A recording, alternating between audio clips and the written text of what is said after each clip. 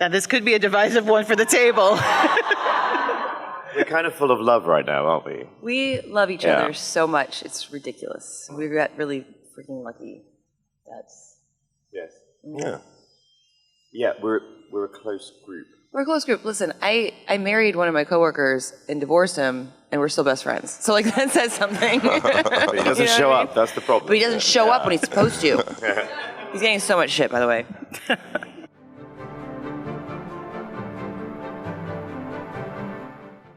Everybody thinks that Seth is so funny all the time. And honestly, because he's wearing so many hats on our show, like he's directing, writing, producing, and he takes it very seriously, he's actually not Funny at all. Not funny at all, actually. Not at all. Listen, Scott, Jay Lee, you guys, we have fun. We have fun and we prank each other. He has a great, witty sense of humor and it's very sharp. And sometimes you're like, damn, I'm not smart enough for your joke. But yeah, he's like too busy to be, funny, yucky, like yucking it up. He's just, he's a very serious guy. Sometimes he doesn't like our shenanigans. But, Tell us about these shenanigans. Someone took a crap on the bridge, and we still don't know who did it. That's a bridge too But far. it had to have been a human. It was human. It was human duty. I forgot about that. It was after a party at Fox. Yeah, then Fox threw this big, giant, lot party, and then, we go into, our first day, I think, of the second season. It was on the bridge. Yeah, and it was like, shit someone on the had to floor. say, who did it? And we're like, could it be an animal? But what animal would have snuck up into the stage on up top? Very deliberate. Yeah. And hilarious. We laughed, all right. We didn't have to clean it up. Okay, this is what somebody thinks of what we're doing.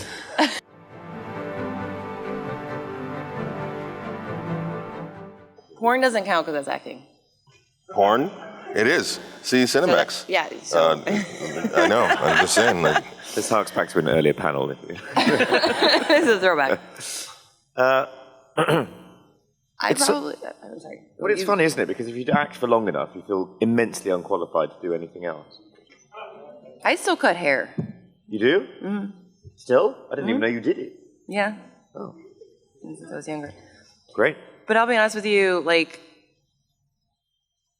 the thing about acting, it's weird because I literally went into it like there's nothing else in the world I'm going to be able to do. I don't want to do anything else. And one of my first acting teachers told me that. He Playhouse West, sat down. It's like, if anybody in here wants to do anything else at all, go do it because it's going to be the hardest thing you ever do. Yeah, we got that. And people left. But I was like, this is it. This is all I'm doing. If I'm a waitress till I'm 50, I'll do that if that gets me my first role. Yeah. I always thought about being a really good, museum robber.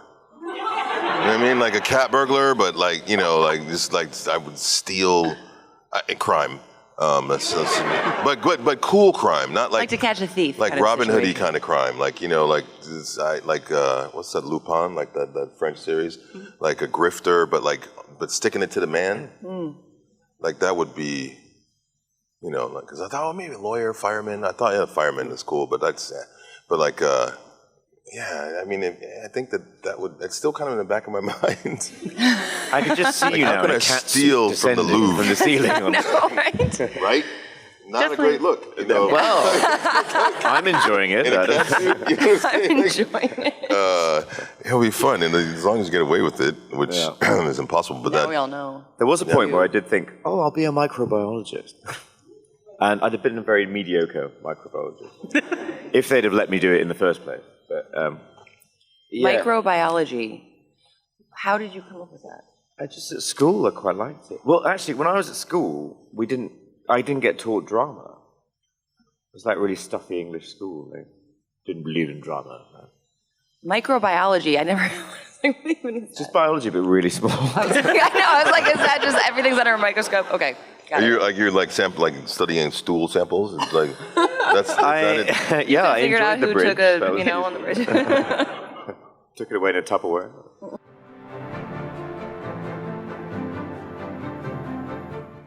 all embarrassing. I know, everything's Like, embarrassing. Constantly embarrassing. Let me think about that. Well, I have a problem. I can't burp. It's like a thing.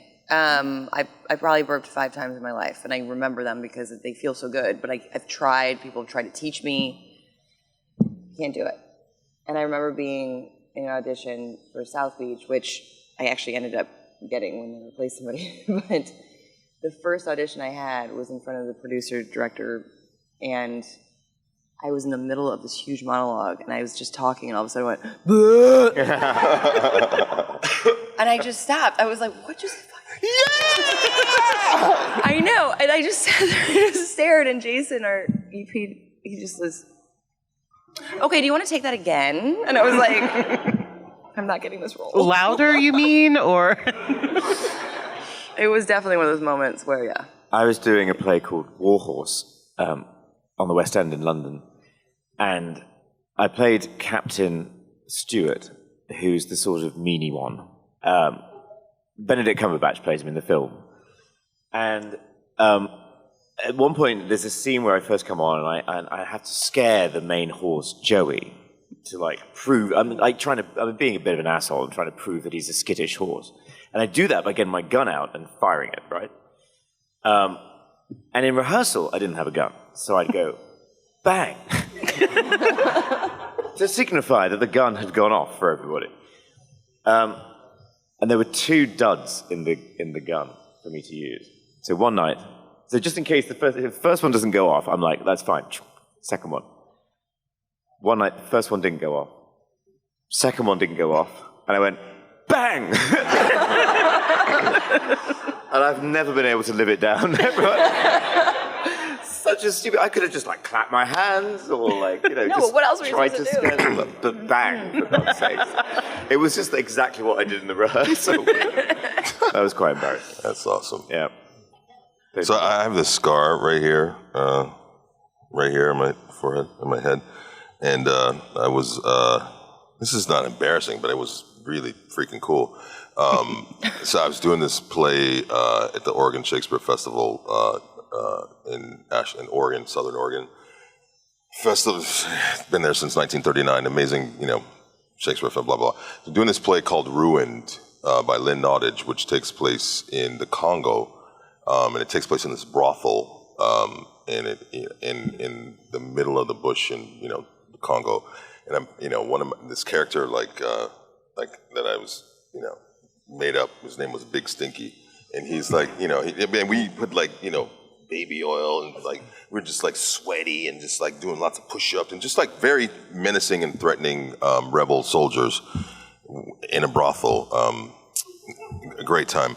And so there's this bit where like I take one of the prostitutes back to do whatever, and Big Stinky, had, problems. So because she immediately runs out and she's like, oh, no, this guy. And so I'm supposed to run out after her. He had syphilis, but that's beside the point. Like, no one noticed. I need to see couldn't this. really make it happen.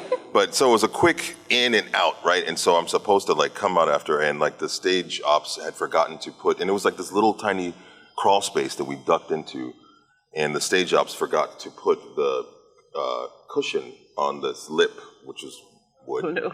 And so like I go after her, and I'm on my knees, and I jump up, and I'm like bang, and I hit the lip, and I take a knee, and I get up, and I bang, and I hit it again. And then I'm down, and everything is kind of going white, and I'm like, I don't, for a second, like a cool 3-4 seconds, it's just like, shh, and then like it kind of fades back in, and I'm still down, and like there's blood dripping down from my forehead, and I see feet, like I'm looking at feet, and I'm like, oh, I'm in a play. Oh shit, I'm late. My entrance, and so I scooted out. And I had this bit where, and I was wearing this red, wool, like knit cap, and I had this bit where I take out like a matchbox, and that has a joint in it, and like, so I sit, and I'm disgruntled that the prostitute doesn't want me because I have syphilis, and it's a whole inner monologue that probably got missed, but so I take out the joint, out the matchbox, and I put it in my mouth, and it just goes red, like because I'm bleeding from my head, and my castmates are like, I was like, fuck off, I'm fine, leave me alone, I'm fine, I'm big sticky. So like, and I smoked my own blood on stage. And then that's after pretty the show was hardcore, over, Peter. I went and got 8 stitches. But it's like, I was like, this is pretty cool. Peter, from now on, we're gonna call you Big Big Stinky. Stinky? That's gonna be a thing. Due to DragonCon press agreements, we can only publish up to 10 minutes of panel footage. To see the full panel, you can visit dragoncon.tv and purchase a streaming membership for $10. This will give you access to many of the DragonCon panels and events from the current year and past conventions. And stay tuned for more highlight videos on Fandom Spotlight. So, what are we going to do tonight, Brain? Same thing we do every night, Pinky. Watch Fandom Spotlight videos and then take over the world. Hey, God, that's great! And maybe we should tell them all to have fun? And follow their fandom. Then bow before my genius.